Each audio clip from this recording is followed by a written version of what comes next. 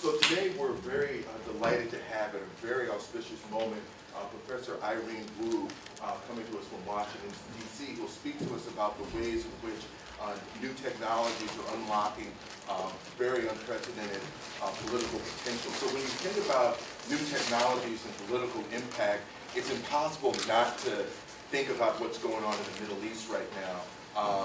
All of the really profound changes that are occurring in countries like Iran and Egypt and Bahrain, and how social media seems to be driving so much of the impetus behind those movements. Well, today, Professor Wu is going to provide a real historical backdrop for a lot of these new mobilizations that are captivating so much of our attention today.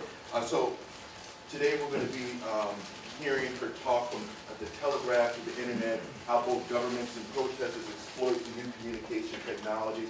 And in this talk, she'll be offering case studies from Brazil, China, and other countries to indicate for us how the old media infrastructure of the seeming past intersects and energizes the new media environment and the new media platforms that we're already beginning rapidly to take for granted.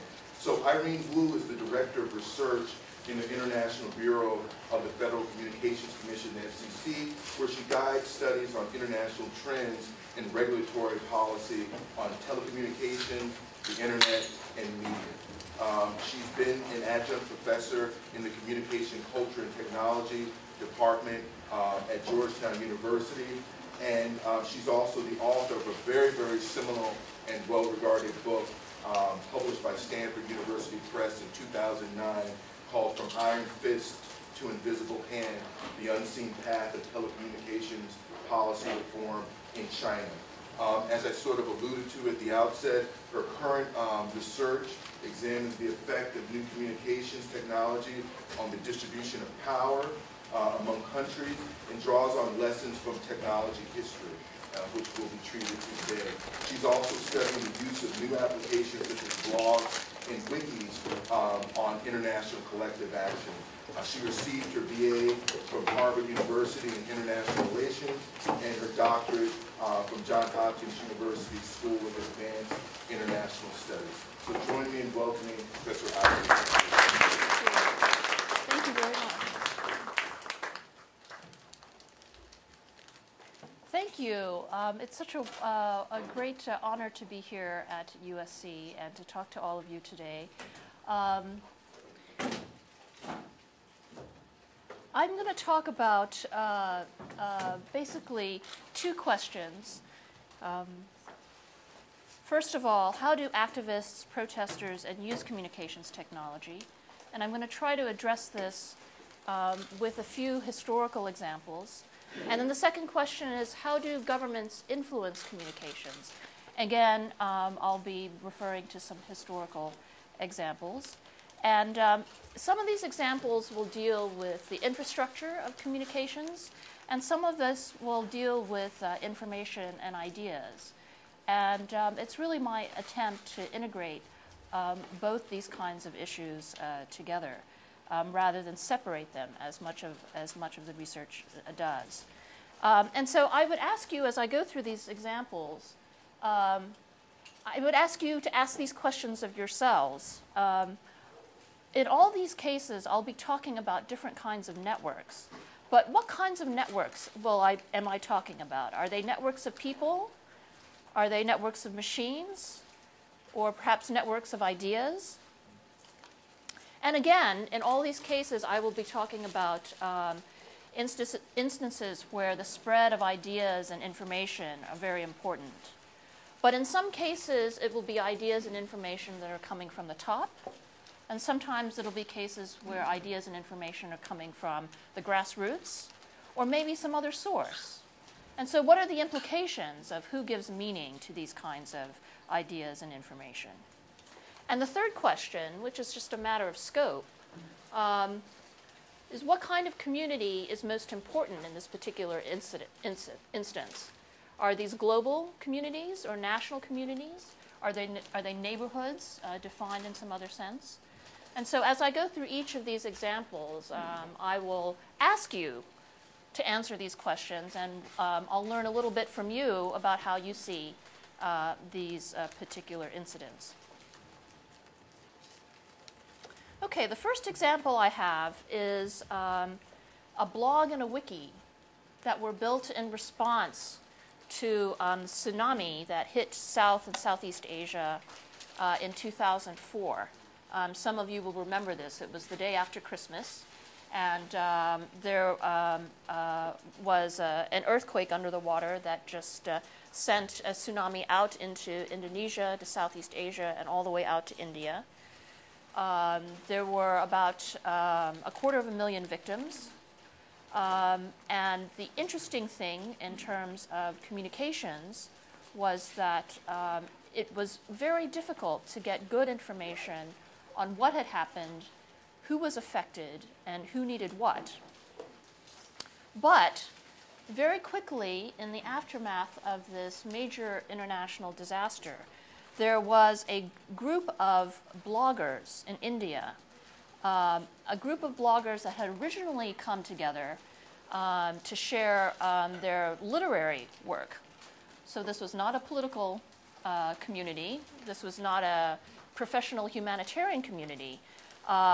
This is a group of writers and poets, and they decided to respond to this humanitarian crisis by pulling on all their contacts throughout the region and throughout the world and putting together information on this blog about what they heard was happening and what they heard was needed.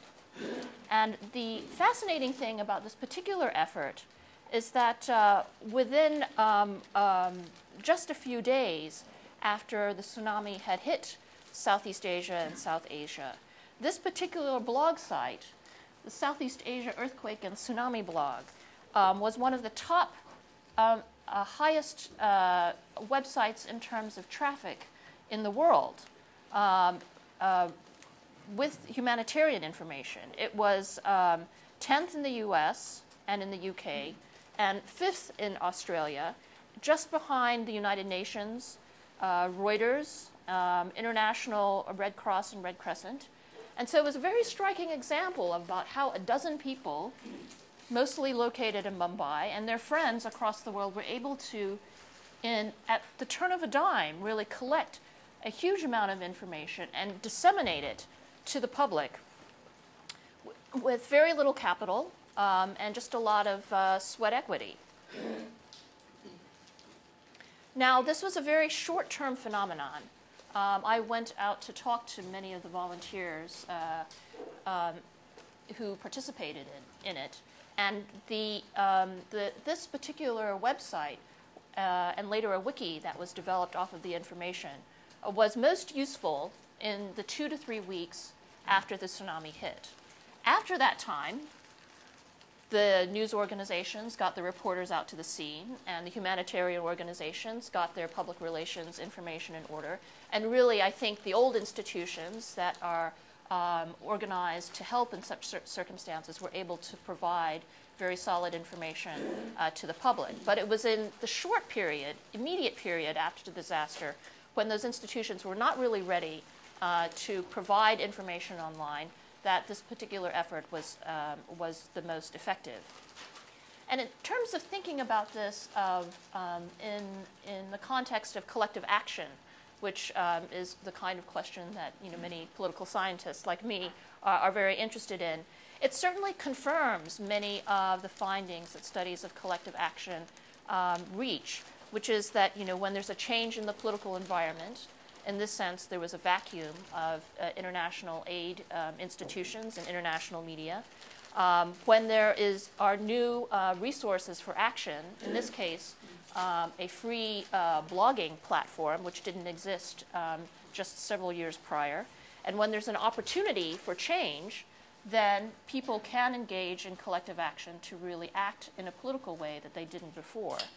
However, there is perhaps one aspect of this, this campaign which is a little bit different than many of the collective action incidents that we've studied, in that while the several bloggers in Mumbai did know each other when they started, the hundreds of volunteers around the world who participated in this effort did not know each other, and it was very interesting that they were able to collaborate in collecting this information and working with each other to sort through the credibility of the information, the types of information that they would allow or not allow on the site. And they were able to do this entirely online, suggesting that the richness of interaction online had reached a point where it rivaled the face-to-face interactions that we usually see or we usually associate with communities that are geographically proximate.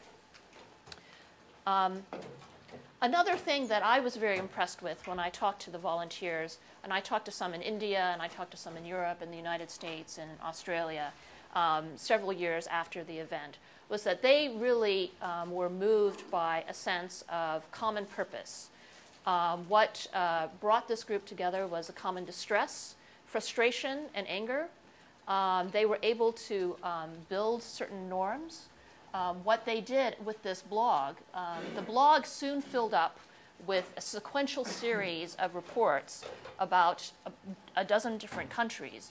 And there was no search mechanism at that time that would make it easy for people who were looking for loved ones who were missing in Sri Lanka to wade through all the information that was on India to really find what they needed. So the volunteers organized themselves so that they would extract the information from the blog into another site, which was a wiki. And so they had to decide collectively, these volunteers, how to organize the wiki and how to transfer the information from the blog to the wiki. This is not really a simple thing to do, and it was something that was going on 24 hours a day. And I think the very process of their dialogue with each other and the kind of practices that they learned on how to move information from one site to the next, and what kind of techniques to use to best present the information to the public.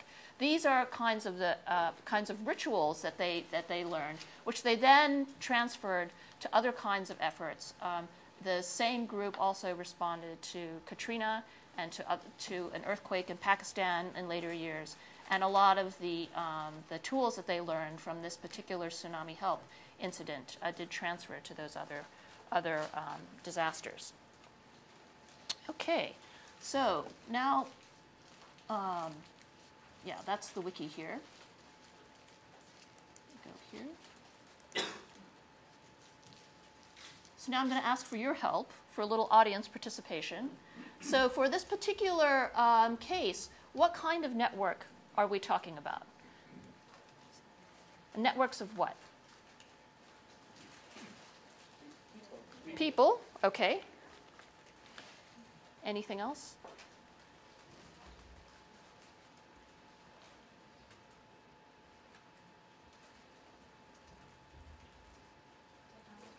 Technology? What kind of technology would you say?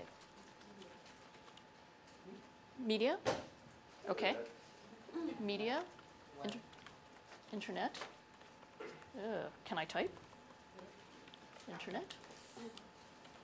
Web? Okay. You do a common professional association, right? Because you said they were all writers. Professional association, yes. Not the one you would expect, but certainly there was a professional association there, yeah? Okay, and who gave meaning to this information or to this network? I heard somebody say something, but I didn't hear what it was. Okay, people who visited the site. Anybody else have ideas? Well, relief organizations. Relief organizations, they did use this as a reference point early on. Loved ones, as you mentioned. Loved ones, right? Okay, all right, and what kind of community? What was the scope of the community?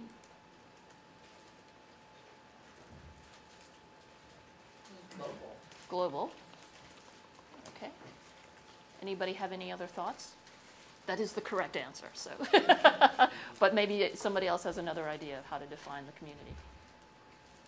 Well, it seemed that those directly affected were those who were really participating in this most. Okay, those affected by the disaster. Yeah. Okay. Okay, thank you very much. So now the next case I'm going to turn to is a case from China, from the early part of the 20th century. So in 1900, a fellow whose picture I could not find, Jing Yuanshan, used the telegraph to mobilize public opinion against Empress Dowager Cixi, the woman here on the left. What had happened is that Cixi, Empress Dowager Cixi, had placed under arrest Emperor Guangxi, the fellow on your left, I guess, on your left. Emperor Guangxi was a leader who was interested in reform of Qing Dynasty China. He wanted to have more practical training for officials, sort of moving away from this super literate tradition that was in place at the time. He wanted to add science to the curriculum. He thought that local governments should work to support commerce. He also wanted to have the military budget spent on summer equipment. And those of you who are familiar with Qing Dynasty China will be aware that Empress Dowager Cixi is famous for spending the Navy budget on a huge stone boat that sits in the summer palace. And it's a great, great tourist attraction, but it does no good for the military, right? So there were pluses and minuses, long-term pluses, short-term minuses. This is a period of great political ferment in China. And Jing Yuanshan was chief of the Shanghai Telegraph Administration at the time. And what he did was when Emperor Guangxi was placed under house arrest, he started writing telegrams to express to Empress Dowager Cixi his support and other people's support for Emperor Guangxi and the reforms that Guangxi represented. These public telegrams were sent to newspapers, and the newspapers could choose to reprint them. And once they were reprinted, then people who read the newspapers, obviously, people would buy the newspapers, and then they could read the telegrams. One telegram had over 1,200 signatures. Telegrams came in not only from Shanghai, where Jing Yuanshan is, but other telegrams came in from Guangdong and from Hangzhou. There were telegrams that came in from overseas Chinese communities, from Thailand, from Singapore, from Malaysia and Hong Kong, the US and Japan. And this was something that, the telegraph, when was the telegraph invented? This is the School of Communication, somebody can tell me this. When was the telegraph invented? Pardon? Early 18th century. Early 19th century. Early 1820s, 1860, yeah. So there was an invention, and then there was the commercialization. So I think you're both right. So we're talking, just 20 or 30 years after the invention of the telegraph. A telegraph system is built in China, and what it meant, of course, that instead of taking weeks to send information from one end of the country to the next, it could really get there in a few hours. Now, just to give you some background about the development of the telegraph in China, initially the Qing imperial dynasty did try to limit and control the development of the telegraph. There were actually two telegraph systems in 1900 at this time. One was run by the government, by the court, and one was a commercial telegraph system. And Jing Yuanshan actually ran the commercial telegraph system. And the notes that I've read on this particular competition is that Jing was a very good businessman, and he lowered the rates for sending telegrams, and he lengthened the hours the telegram office was open. And so the telegraph business that Jing was running was doing very, very well, and the imperial, the government-owned telegraph was not doing so well. This is a story to be repeated in history throughout time. But the use of the public telegram in this way to express public opinion against Empress Dowager Cixi,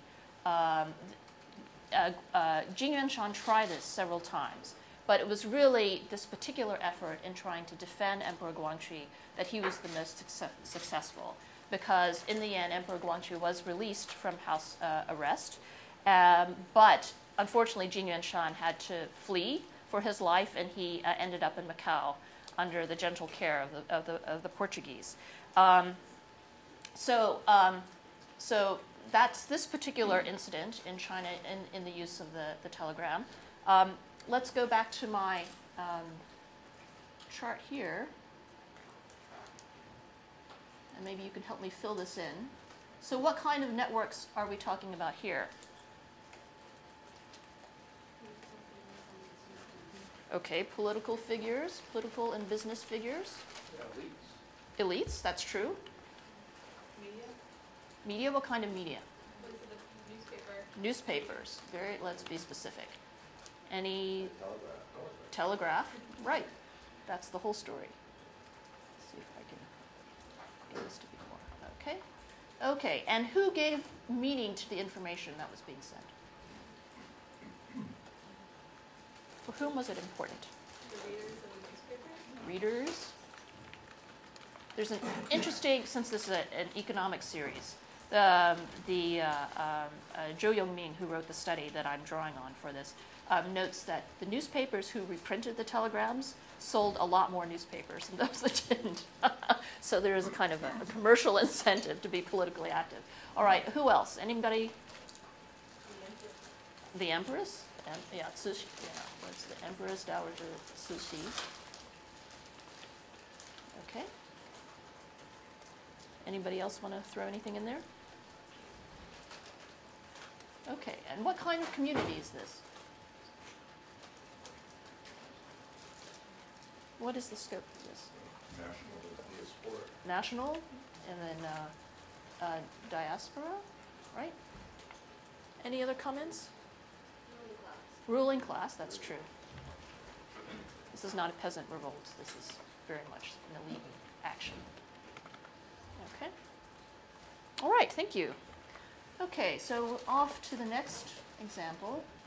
All right, my next example is from the International Campaign to Ban Landmines. Now, this is a very famous group. Can anybody tell me about this International Campaign to Ban Landmines? Some of you may know this already. Okay, I'll tell you. I've got notes. So, as of the early 1990s, there was a kind of growing problem with landmines. And there were more than 100 million landmines in over 60 countries, and over 2,000 civilians a month were being killed by these landmines. At that time, the statistics were that more victims of landmines in the prior 50 years than there were victims of nuclear and chemical weapons. Over 100 companies were manufacturing over 340 types of landmines, and there were 80 to 100 million landmines being planted around the world. While 80,000 were being cleared a year, 2.6 million were being planted every year. So there was a situation where there were just the number of landmines that were being used was really, really escalating. So the International Campaign to Ban Landmines brought together about 1,400 NGOs. It got started in 1991 with the Vietnam Veterans of America Foundation and Medico. In 1992, 6 major NGOs established some goals to try to mitigate the use of landmines, and eventually with the goal of banning landmines. And within 5 years, those of you who've studied international politics, within 5 years, this campaign succeeded in getting an international treaty passed with signatories. 5 years is just an incredibly short period of time to get an international treaty through the political system.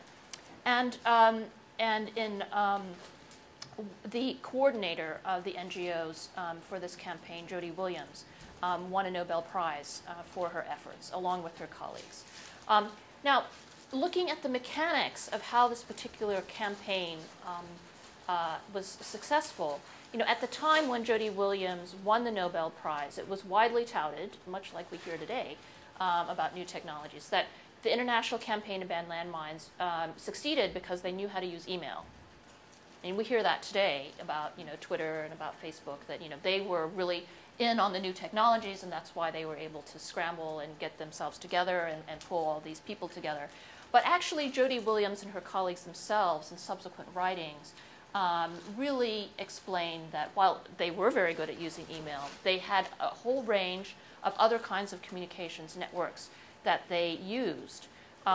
They used email amongst the NGOs, the international NGOs, to communicate, but then they extended that communication with phone calls, with a lot of faxing, and with a lot of face-to-face meetings, especially with military and with political figures.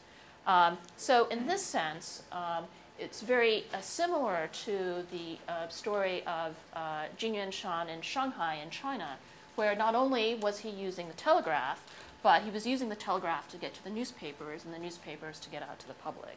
Yeah? Now, what the NGOs were able to do in this instance, which made them so powerful, was that because they were part of a large network of NGOs throughout the world, they were able to gather together information about developments in the manufacture and planting of landmines, but also in efforts to rehabilitate the victims.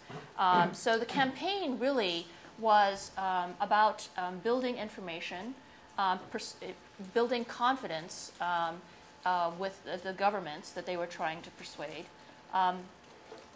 And here we have examples of some of the reports that they put together. Now, when the international treaty was signed in 1997, it was not clear really what kinds of enforcement mechanisms would be put into place. This is the bane of international treaties, right? Once you get everybody to agree, then everybody goes home and possibly does whatever they did before. So what the campaign decided to focus on was to try to gather information on what the signatory countries were doing. And in 1999, they put together, for one of the major meetings of the signatories, a report. And I will now deliver a dramatic reading, which never happens in a political economy lecture. But I will deliver a dramatic reading of what happened when this report appeared in this committee room. The room fell silent as diplomats flipped through the pages to their country entry, each one curious to see how their country was portrayed on the landmine issue. The cover featured a youth running swiftly on his prosthetic leg. That's actually this report right here. Toward a mine-free world. Many delegates were surprised to see the report, according to Steve Goose, one of the campaigners from Human Rights Watch. It stunned people. I don't think that they had any notion that we were going to be able to pull together something that had so much information. The length itself shocked everybody, and there was no filler in it. It was very dense and filled with facts. People began to realize right away, too, that it wasn't a polemic. It was, in fact, a very factually based approach to gathering information, a baseline for information from which to gauge progress. So, for every year, this group of NGOs published this report, which amounted to thousands of pages. And I think one measure of its effectiveness is that in 2001, only 63 states that had signed the treaty had actually filed their compliance reports. But by 2006, only 5 years later, 96% of the states had filed. And guess what? Many of them filed with information that comes from this report. So I think this is an interesting example of the role of information in politics. Okay? Now let me go back to my favored table here.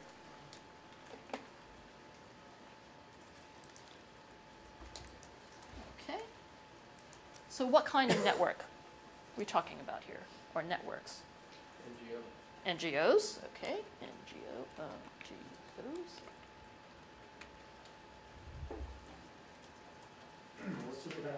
Military, yes. Supranational political organizations. Yeah. Anything else? Certainly medical and humanitarian.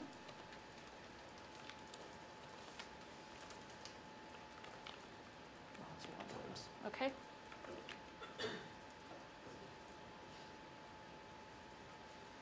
And a variety of media. Variety of media. Okay. Like what? You mentioned Yes. email, telephone, Email, telephone. Okay. face-to-face. I'm sure everything that they had available. These two face. Okay. All right. And who gave meaning to this information? Signatories. Signatories. Yeah.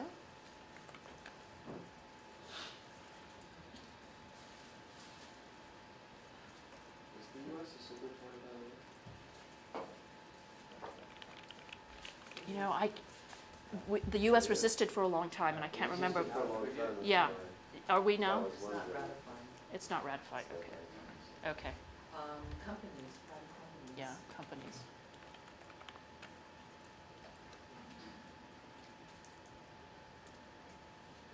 Anybody else?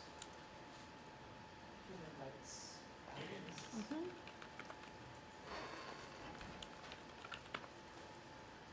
Okay.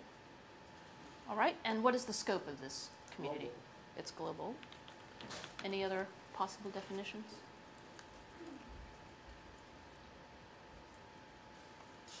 Okay. Great. Thank you. Back to this.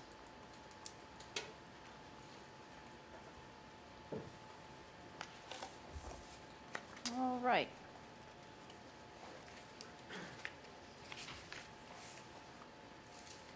So, the next example I have is from Brazil, and we are back now in the days of the telegraph. Brazil in the 19th century was a new country. As it is today, it is 2,500 miles north to south and 2,700 miles east to west.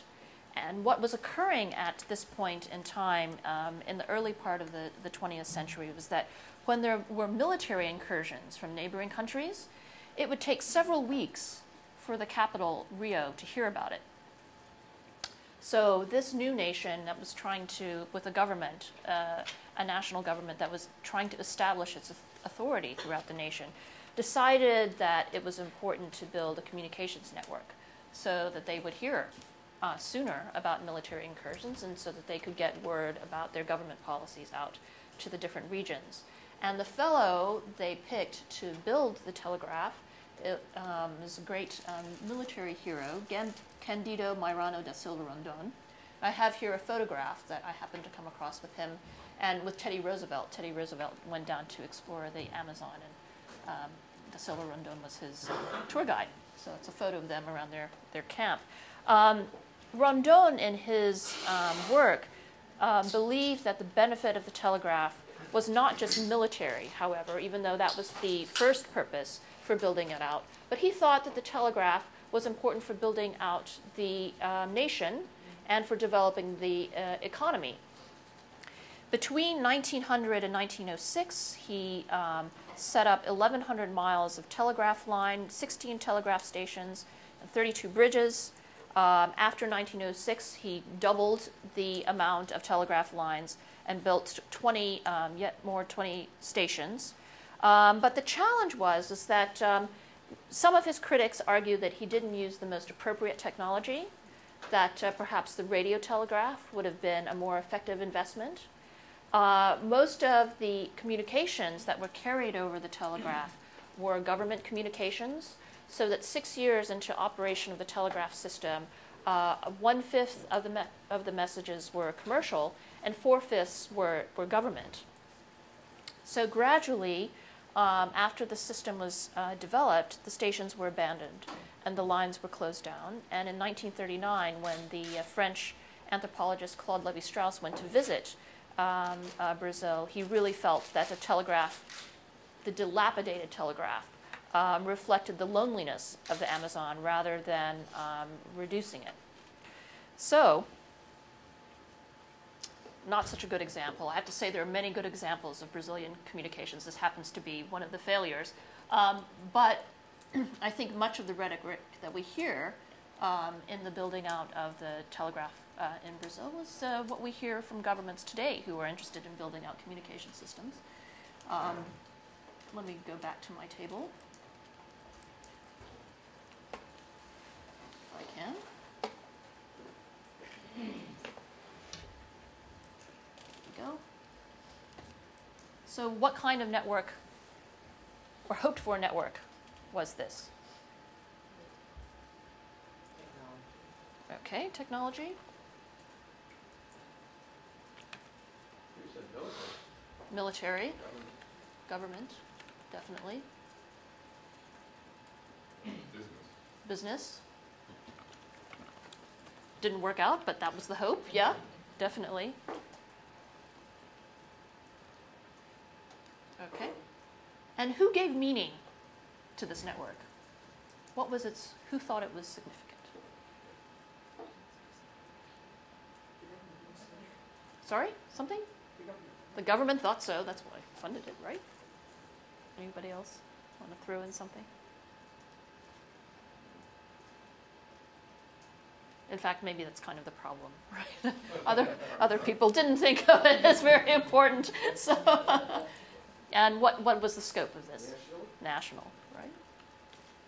And there was a very much, it was a very much the capital reaching out into the hinterlands aspect of this as well. So there's kind of a colonial resonance to this effort. Okay, thank you.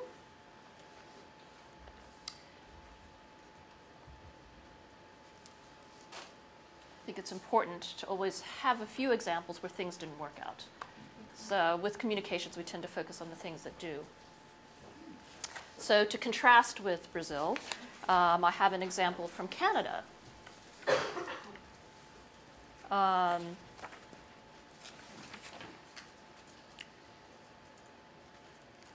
this is actually approximately the same time as the Brazilian case.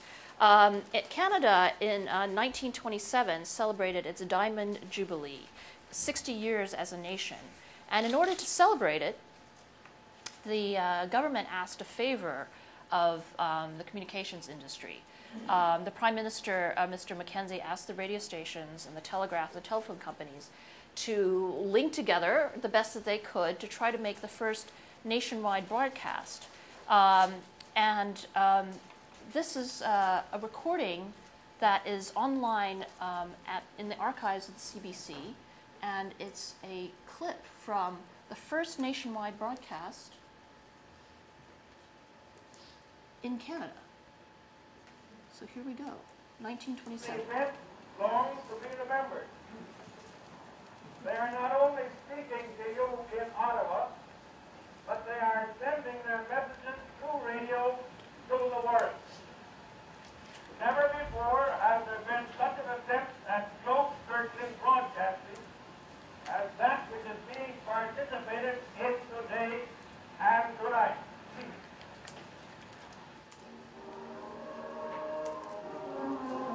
Any Canadians? Yes!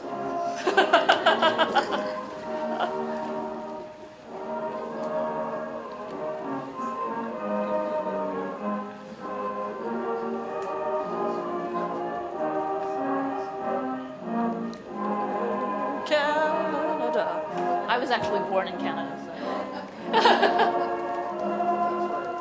Ah, yeah.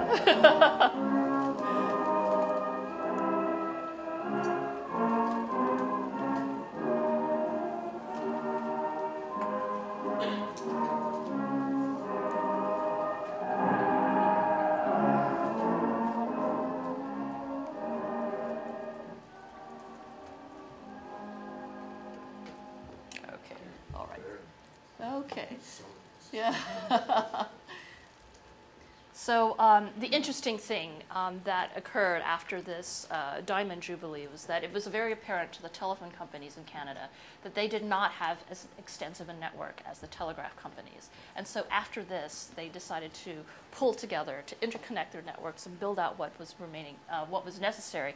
And really, the building out of the telegraph, the telephone, the railways in Canada, one of the seminal moments in Canadian history in terms of connecting Canada from east to west because the history of North America is the story of the pull north to south and with the United States. And so this was really formative in the creation of the Canadian identity. Okay, so I have a couple of conclusions, and I would be interested in hearing your questions about them. First of all, in terms of, from the perspective of the government, I think from these examples, we can see that in terms of building the infrastructure, very often it is really most effective if business leadership takes care of that project. That sometimes with governments, if they actually build the infrastructure themselves, for whatever reason, the services are not sustainable. Also, we can see from these examples that geography is not necessarily identity. There are many different ways of building communities with communication services. It can be used, communications can be used to build up national identities, but they can also be used to build up all kinds of community identities. I think particularly with the case of, with the tsunami help case, governments should apply technologies in the provision of the basic services that the public expects them to provide. If they fail to, then there is an opportunity for other kinds of groups to emerge. So if governments are not able to provide the information on humanitarian needs, then someone else will do that. And if someone else does that, then they suddenly have the credibility that was once the purview of the government. The other thing that governments need to realize, and of course I think they do, is that activists will always adopt new technology quickly. And we see that time and time again. And there is often a little bit of catch-up that goes on, that the activists go first and the governments are caught off guard and have maybe the opportunity to learn. From the activist point of view, I think there are a couple of interesting things that came to me when I was looking through these examples. First of all, that information is really in itself a resource. It is a kind of capital and ammunition. And for groups that don't have other kinds of resources, information can be extremely powerful. And we see that time and time again with the tsunami help case, and also with the international campaign to ban landmines, and of course all the other examples as well. Another interesting question to ask when looking at particular incidents is, when activists put together information, is that information competing with information that's already out there, or does it complement it in some way? And I think that is a clue that gives you some idea of of how to characterize that emerging community or that emerging institution. Obviously, a competing set of information is much more threatening to the political status quo than one that is complementary. I think it's also of note to me that activists who use technology, they need to choose technology that's easy to use, that can be widely adopted.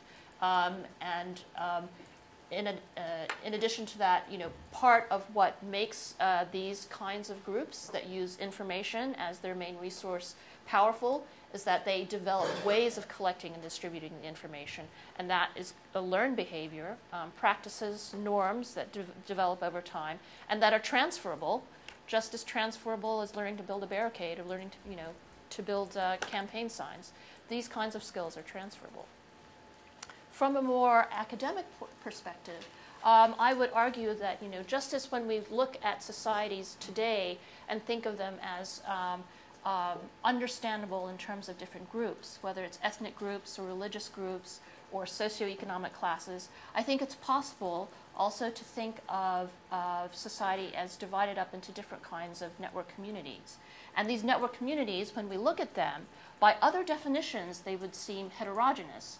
But if we think of them as a network community that is tied together by a technology, sharing a certain kind of information, then perhaps it's possible that we would be able to discern a common worldview amongst them.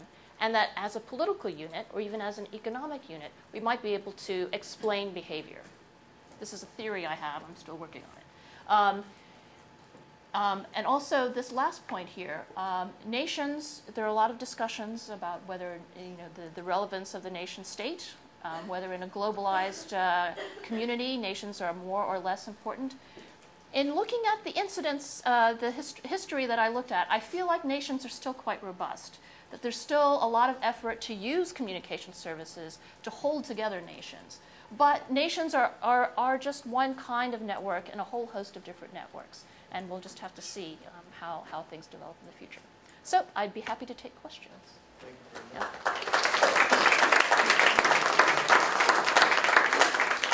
Any questions for Dr. Wu?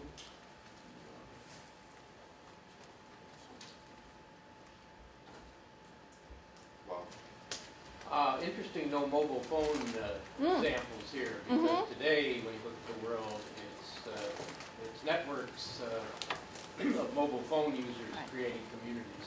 Right. Is that your choice? Yes, I think, this is my academic work, which I get to do in my spare time. And I think in my office job, my 9-to-5 job at the FCC, I deal with mobile phones all the time. And so in a way, I was looking for examples that were not the kinds of examples that we usually hear about. But I'm hoping that the concepts and tools that I'm developing through this work would be applicable. Yeah. Yeah. On this last point, you say government is a node in that network. Recent events would sort of indicate that the centrality of that node that node can be more and more marginalized. Do you ever see, I guess, a scenario in which government's ability to control communication and the message, etc., would sort of reemerge or become more robust? I mean, it seems to be more and more under threat every day. Well, to be specific, for example, I think we've seen in Egypt and Tunisia and in a couple of countries in the Middle East that government communications, people don't necessarily believe them, and they're not as influential as they might have been, although perhaps the weakening process has been gradual and just not so obvious to the outside. But at the same time, my understanding is as well that simultaneously in China, for example, there was a Jasmine revolution that was that people tried to start, and they didn't get very far. And why is that? I think it's because the sophistication of the Chinese government in handling information is quite at a different level. So I think it's very much a case-by-case situation. Yeah. Yep. Yes? No? Somebody else? Yes? One aspect of this argument that is perhaps a little underdeveloped, or I want to think about it some more, is the interaction between culture and technology.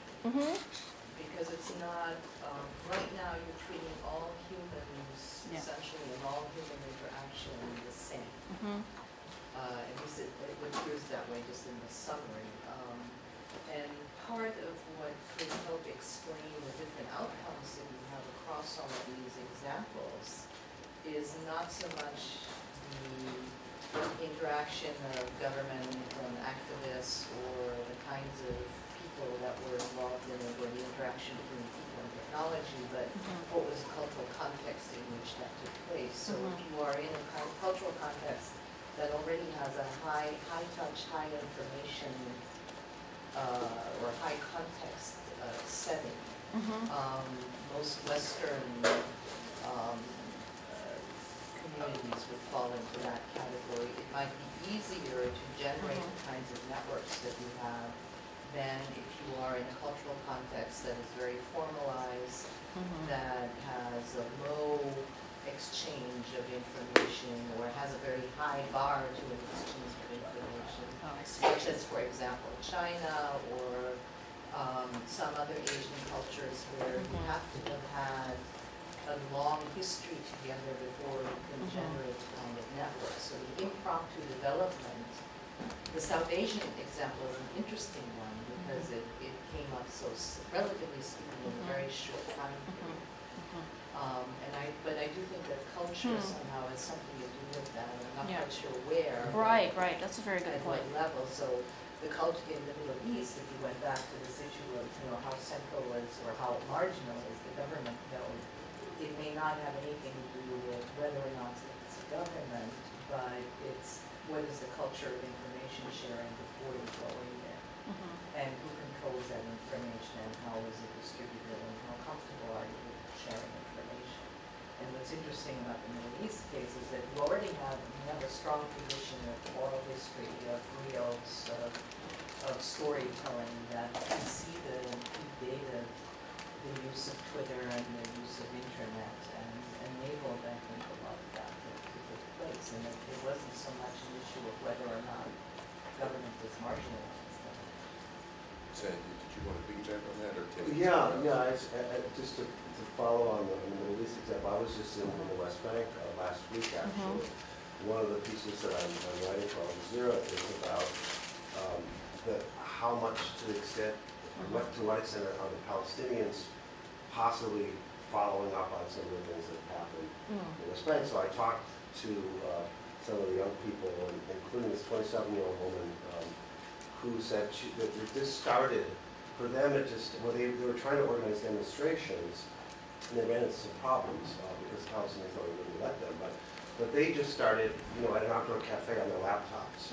It was a little bit of Twitter and Facebook, but for them it was more email loops. But one of the interesting things she said, and it's sort of like what you had, Dr. Wu, suggested about the case of China, is that the authorities are also very good at social media and these things. And one thing that this woman Najwan said to me, Facebook and social media is very important. As much as it played a role in getting people on the ground, it also played a role in getting the security to catch us and suppress our activities. So that's the case. I mean, there's several examples in Palestine where this guy, said something offensive against the prophet, and the authorities of what's supposed to be a secular organization, a secular government, put him in prison. But that was what was so cool about what happened in Egypt, is that they utilized like some head fakes with their social media blast, so that they got the government to respond to certain more or less decoy, demonstrations, right. And then the real action was over here. So it's kind of an arms race. Yeah. Any questions?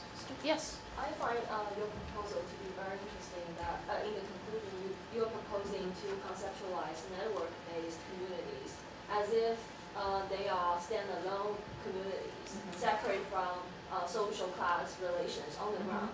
But I think, at least as far as I know, in order to understand China's network society or network communities, you have to connect online activities with social relations interactions. So how do you see the interactions between these two units? Like the social class on the ground, in action, in the real situation, and the community, network-based communities.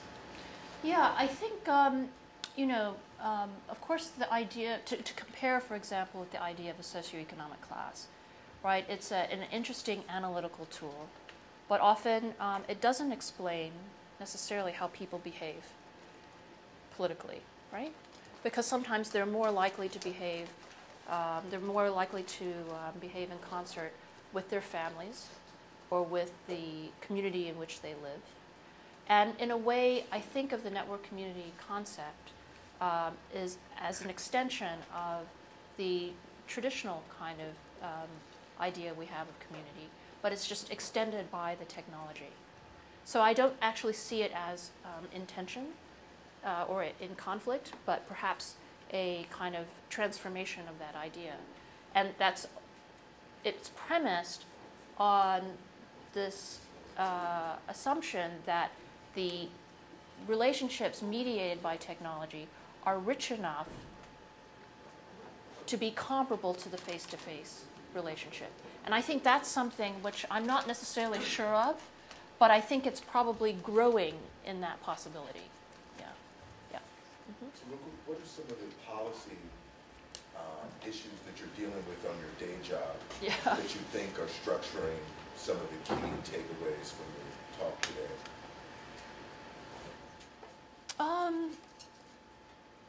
Here in the U.S. context.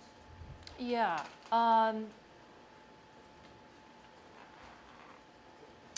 I think that,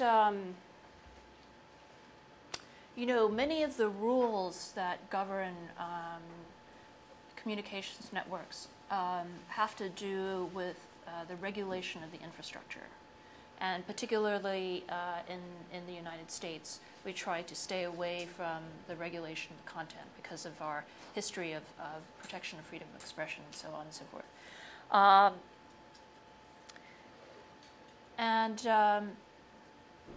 But internationally, I think that there is still a lot to learn about what kinds of discussions we can have with other countries about this kind of regulation.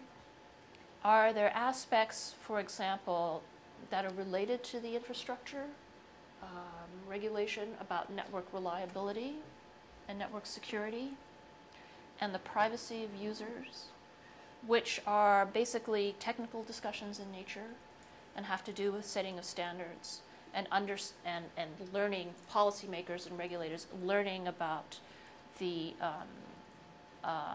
specifics of what's possible with the technology. I think there were a lot of things that we assumed were settled issues with the telecom infrastructure that are not so clear now with the internet infrastructure.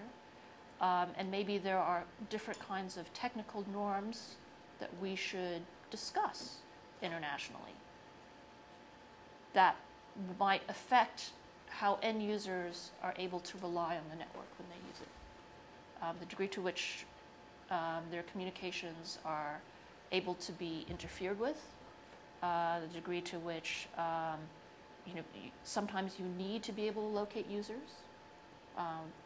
For example, here in the United States, gradually the information disclosure related to emergency communications means that we really want to be able to find someone who is in distress and makes a phone call on a mobile phone.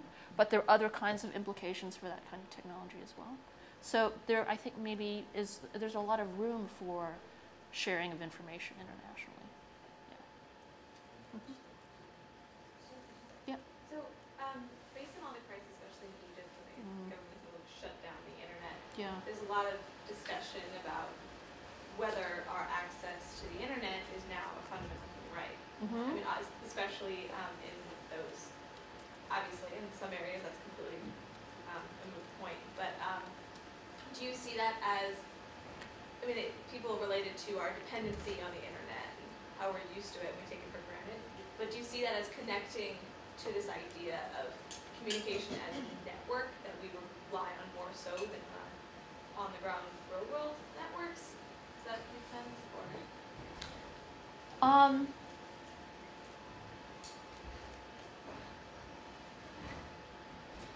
You know, the number of the enumeration of human rights is a very complicated thing. It's something that I think that countries and societies have to grow into in order for the principle to be effective. And I haven't really thought about this question of whether communications should be a human right. I think we'll see. I think that's something that develops within every society's context. What is allowed to be expressed and what's not allowed to be expressed is not just a matter of government rules, it's also a matter of social norms.